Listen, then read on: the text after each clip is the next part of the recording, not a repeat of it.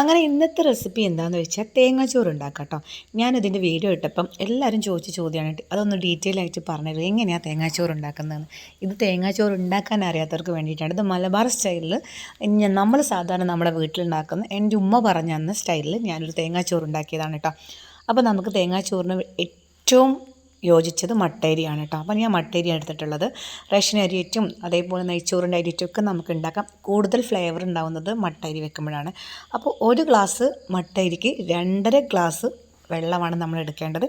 ഞാനിതിനകത്ത് വെള്ളം ഒഴിച്ചു കഴിഞ്ഞിട്ടുണ്ട്. ശരിക്കും വെള്ളം ഒഴിക്കാതെ തന്നെ നമ്മൾ അരി നന്നായി കഴുകി വെച്ചതിന് ശേഷം അതിൻ്റെ അകത്തേക്ക് ഞാൻ ഒരു മുറി തേങ്ങയാണ് എടുത്തിട്ടുള്ളത്. തേങ്ങ കൂടുമ്പം ടേസ്റ്റ് ഉണ്ടാവും കേട്ടോ. തേങ്ങ ഇട്ടു, അതേപോലെ തന്നെ ചെറിയ ഉള്ളിയാണ് ആഡ് ചെയ്യേണ്ടത്. ഒരു പിടിയോളം ചെറിയ ഉള്ളി എടുത്തിട്ടുണ്ടായിരുന്നു. പിന്നെ നമ്മുടെ ഉലുവ 2 സ്പൂൺ ഉലുവ ഇട്ടിട്ടുണ്ടായിരുന്നു.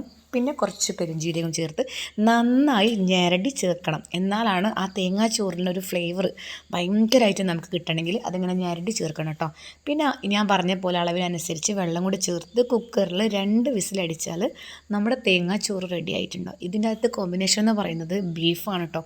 ബീഫ് നല്ല കുരുമുളകൊക്കെ ഇട്ട് തേങ്ങാക്കൊത്തൊക്കെ ഇട്ടിട്ട് ഇങ്ങനെ വരട്ടി വെച്ച ബീഫും തേങ്ങാച്ചോറും കൂടെ അത് പറയുമ്പോഴേ നമുക്ക് വായിൽ നിന്ന് ഇങ്ങനെ വെള്ളം വരുന്നുണ്ട്.